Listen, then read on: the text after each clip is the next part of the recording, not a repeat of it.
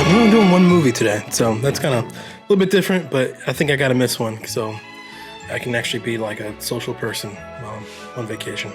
Yeah, while you're getting your brain tampered with. Yeah, Gotcha. exactly. That's exactly right.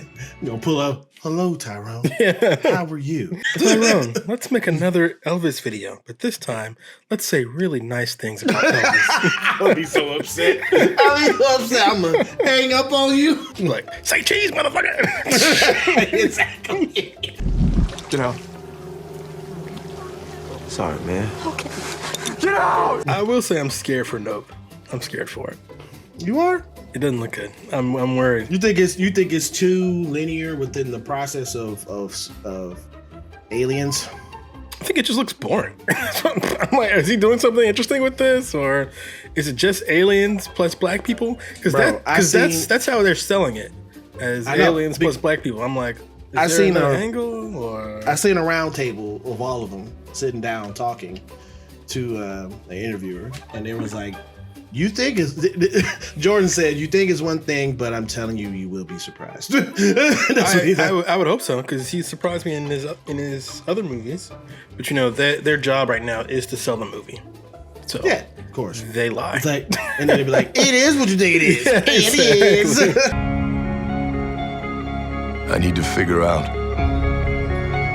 exactly who I am. You can feel the Taika Waititi in this. The comedic thing is all throughout this film. But is that a good thing? I was kind of thinking about the Taika Waititi thing, because you know, I was like, something about this movie feels off. Not necessarily bad, but there is like, ironically, an electricity that's missing in the film. And you know what it is? I think Taika Waititi bit off a little bit more than he could chew, because he is both the director and he's Korg. So he's acting in the movie and he's directing. That's a lot to do. Now he's done this before.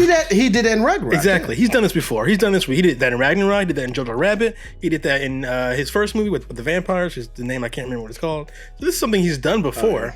But I think this movie is just really big, and it probably would have been good to have someone else play Korg.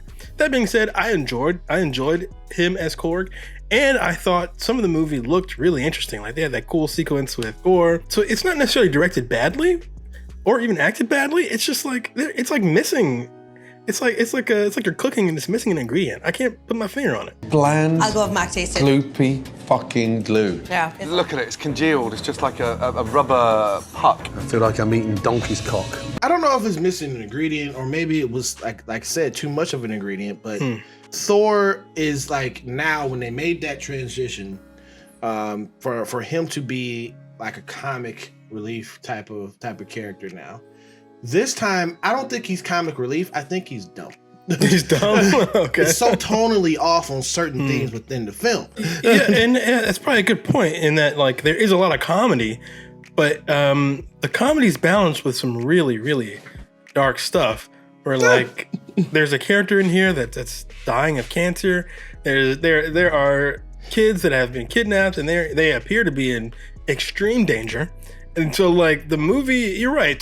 Maybe that's the issue that I had, where tonally the movie was all over the place. And I think I actually liked, this is probably strange coming from me, I actually liked some of the darker stuff better.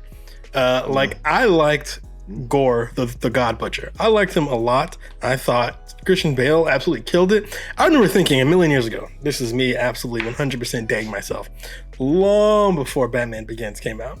I remember looking at American Psycho and thinking, gosh, whoever that is, man, he should totally play the Joker. But of course, he turned out to play Batman.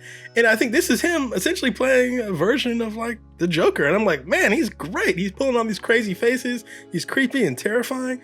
I liked Christian Bale a lot. Every time he was on the screen, I thought the movie picked up quite a bit. Christian Bale's performance was good, even though when you talk about Gore, the God Butcher, you only see him really just butcher one. Yeah, we're kind of told about the other gods that he butchered. we see him kill one, and then the rest they're like, hey, he killed some more. That's another thing. Another weird thing about the movie is there is a voiceover throughout the film, and that sometimes can be bad because you're telling and not showing. You're right. We didn't really see him kill anyone except for a single god early on. But I just feel like he had that same kind of complex as Wanda Maximoff had. It's either you have a thing that's possessing you and making you more darker and darker and darker, or or when you get free of this thing that's making you more darker and darker and darker, and you snap out of it, and it's like, okay. With Wanda, I didn't like that they're kind of excusing Wanda's behavior away. Like, oh, she's not really bad. She's like under the spell of the book or whatever the heck. And here, Gore is under the spell or the curse of the necromancer. So yeah, I guess, yeah. But he seemed to want to kill gods before he was under the spell of the necromancer. So I feel like it's okay. I don't think he wanted to kill the god. I think he was disgusted in beliefs within the god. That thing called to him because of his distrust and his anger for it. And then as soon as he touched that thing, that's when it's like, oh, now I want to kill you because it's the sword that wants to kill gods. Yeah, but I guess he wasn't like a nice guy beforehand. No. Skipping down the street or something, and then he turned into a god butcher. Like, he was. I understood why his animosity towards God. So I feel like it was okay. Unlike Wanda, who literally was like a superhero. Like, what I mean? She was like fighting next to Captain America like just a couple movies ago. I think the issue with Marvel here is that the movie's fine, and this is maybe the 5th fine Marvel movie I've seen in a row. Do you know what I mean? Like, Marvel isn't necessarily on a slide, because I think Marvel's a little too good for that. They're kind of just like floating. You know what I mean? And they're complacent. Yeah, I'm not sure. I think, and maybe this is me giving them an out. I don't know, but I think it's just the pandemic. I think this really pushed things around and moved around their schedule in ways that they weren't anticipating, and now they're just kind of like floating along until we can get back to regular programming. Outside of just the name of Black Panther, which I really enjoy Black Panther 1. Outside of that, I've got nothing really to look forward to in any Marvel films. Like we talked about this before in a previous episode, that with Thanos, we seem to be building towards something. The whole universe seems to be moving forward to something. Now, all these movies they're not really connected like they used to be, and they don't really seem like they're moving towards much of anything, and that's okay. But I feel like if that's the case, then we should have a really strong story here, right? We should have a really strong, interesting story, like a regular movie. But instead we kind of have these like very pedestrian type movies. It's so middle of the road. Yeah, the road is so slim that it's only have enough room for a bike lane. There's not enough space to be able to grow and have more things within the film. Because if you have a wide road, then there's other things you can put in there. I think there's plenty of space. I think Marvel is just uninterested in doing anything with it. Right? They see it, but they're like, it's dangerous. Let's stick here. Let's stay right here. So we could go over there and really explore mortality and cancer and what does it mean to be a hero. We could do all that. And hey, we've got these kids that are being threatened by a guy who has a sword. We could really do some really dark stuff. But no, let's just stay right down the center. And this way you're not really offending anybody, but you're also not saying anything. And the movie comes and goes and you forget. Just like we can't remember what Marvel movie came before Spider-Man. You just kind of like forget, It was the first movie that came back after the pandemic. Oh, Black Widow. And Shang-Chi. Shang-Chi and Black Widow. Oh, man, I totally forgot about Shang-Chi and Black Widow. Both those movies were like, went out of my mind. and I know in a few days' time, this movie will too. It's going to go right out of my mind. Poof. Which kind of sucks, because Marvel used to be really good at not doing that. Now, I want to talk about the importance of why Marvel should be doing better. It's not because I am some sort of Marvel fanboy and I love Marvel. It's because right now the whole movie theater industry is Marvel. Do you know what I mean? Like, yes. Marvel runs the theater. We talked about this before. So which makes their stakes really high.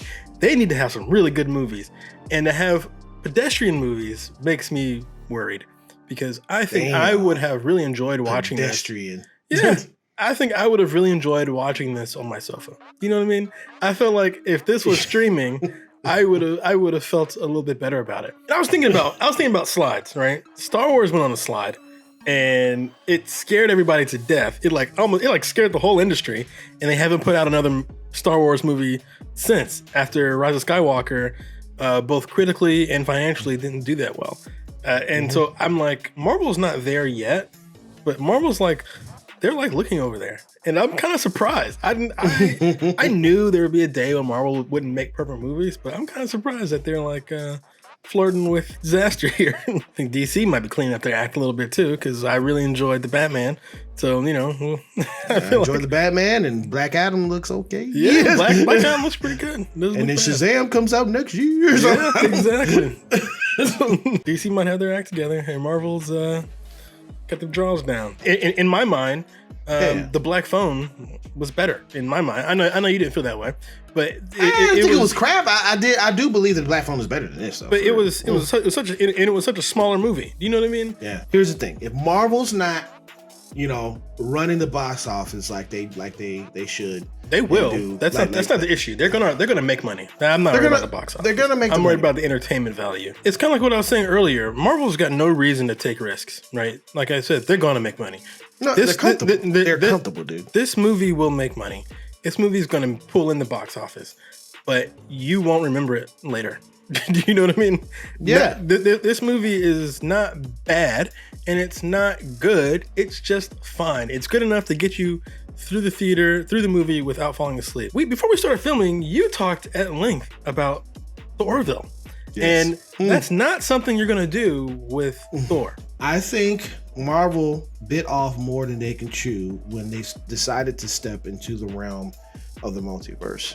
But this movie doesn't really deal too much with the multiverse. It doesn't, but you do see little things, little nuggets in there. I saw the Celestial in the background. I saw a little spinning head thing that they had, which they showed separately when Doctor Strange was going through the universes and stuff. So I think the Marvel films, particularly Thor, this one in particular, they don't feel tangible anymore. And we talked about this before, how some movies don't look real. It's just like a CGI extravaganza, right?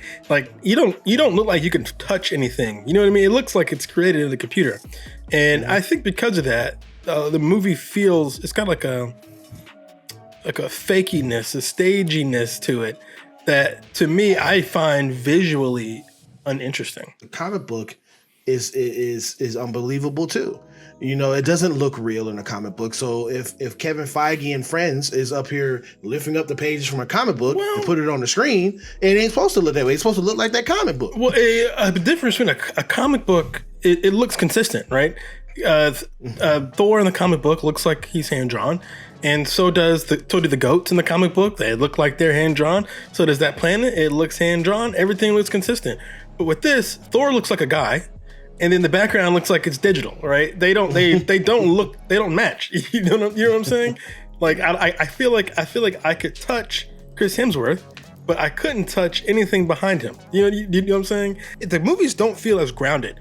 Go back and watch. You don't have to watch the whole thing, but just go back and watch a couple scenes from the Avengers. They're like on like sets and stuff. You know what I'm saying? This looks like it's shot in someone's backyard on a green screen, and I feel like we're losing something here. For some reason, it feels like I'm watching a very long and kind of dull cartoon. Something about this film, it feels like it's missing some salt or something, like some oregano or something like that. You know what I mean? Like some type of seasoning. You need to put a little something in there. It's missing something, and some paprika. Yeah. You talked earlier about some steak you cooked, and you're like, "Ah, man, it was good, but." Something about it, you know what I mean? Something about it, man. I don't know if it was like I said. I need to get the ribeye instead of the sirloin. And I need to cook it on the stove instead of my George Foreman grill. Something about it doesn't feel. It's you look at it, you recognize it as a steak, and it tastes like a steak, and it's pretty good. But God damn it, you've had a better steak than this. I enjoyed some of the visuals. It was so overdrawn with comedy where at the point where you're like, okay, guys, Stop. But isn't that normal for Marvel? I've heard people say that as a negative. No, it's not. It's normal for Marvel when you do it, but when you turn that dial up to 10, and Taika Waititi turned it up to 10, 11 in this one. He'd had it like around an 8 in Ragnarok. But now he turned that dial up to where he's making Thor look like a dummy. There's scenes in here where he looks like a dummy, man. It's like I've always thought Marvel was kind of funny, so I don't know. I'd heard that criticism before walking into the film, and so maybe I was like looking for it. I was like, okay, I know this movie is probably got a lot of punchlines and stuff like that. I didn't find it overwrought. Like I didn't think they did it. Oh, I didn't think they did it more than any other Marvel film. I thought it was fine. I guess their brand of comedy is not really all of the brand of comedy that I like. There's some funny things where I did chuckle at. It was funny. But other times where it's like the American handshake and then you do a snake around. Oh, right. And I'm like, stop. You're not 11. Okay? It's crazy. But anyway, with all that being said, I'm going to give this film a C. Let's see. Okay. I think I totally agree with you. I think an even C is exactly where I'm going to give it to. This movie did have a lot of comedy, but I didn't think it was overdone. What I did think was overdone, as usual, the number one signal for a movie with problems is needle drops. Too many radio songs that try to keep you dancing or something. Yeah, exactly. I'm telling you, man, this is becoming a sign to me. I'm like, if I hear a lot of needle drops, you got problems in your script and you know it, and you're trying to distract people from problems. But I did like Christian Bale's gore. I thought we should have gotten double the gore. Double the gore.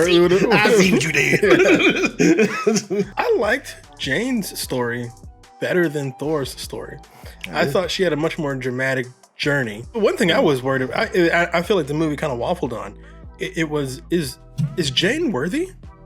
And I'm not sure, because they added a little thing in there that Thor secretly whispered to his hammer to protect Jane, which means like, so is she not worthy? Is she only able to pick it up because Thor said she was? So I'm not sure, and I thought the movie kind of waffled. I thought there were points when they were saying yes, she was worthy, and then points where they're saying she wasn't worthy, and I was like, that's weird. I would have just preferred her just to be worthy without the bullshit and him whispering to the hammer. I gave this movie a C. Devin gave this movie a C. We do recommend you go see it. I went into this movie really open, hoping to like this movie, and it didn't seem to love me back. And so I'm like, oh. Yeah, didn't really love me back either. Yeah. Didn't feel the love and thunder.